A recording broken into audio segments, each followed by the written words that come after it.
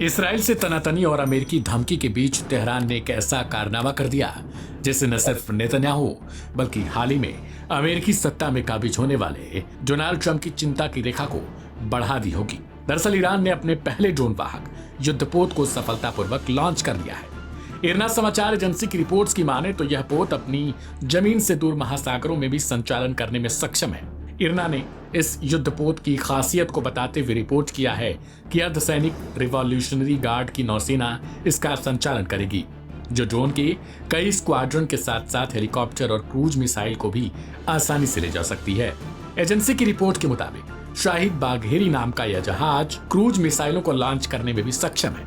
यह इतना पावरफुल है कि इसमें ड्रोन के लिए 180 मीटर लंबे रनवे के साथ जहाज बंदरगाहों में ईंधन भरने की आवश्यकता के बिना 22,000 समुद्री मील तक की यात्रा आसानी से कर सकता है।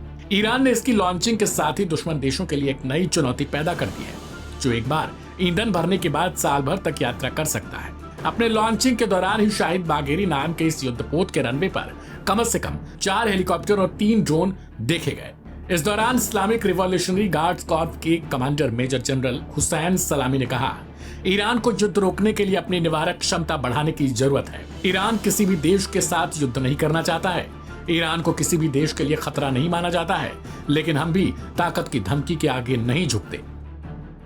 बता दें कि शाहिद बाघेरी नाम के इस युद्धपोत को कमर्शियल पोत से युद्धपोत बनाने में तकरीबन 2 साल से अधिक का समय लगा। रिपोर्ट्स की माने तो जहाज में एक अस्पताल और इसके चालक दल के लिए जिम जैसी सुविधाएं भी की गई हैं। गौरतलब है कि ईरान काफी समय से दुनिया भर के समुद्रों में अपनी उपस्थिति बढ़ाने पर जोर दे रहा था।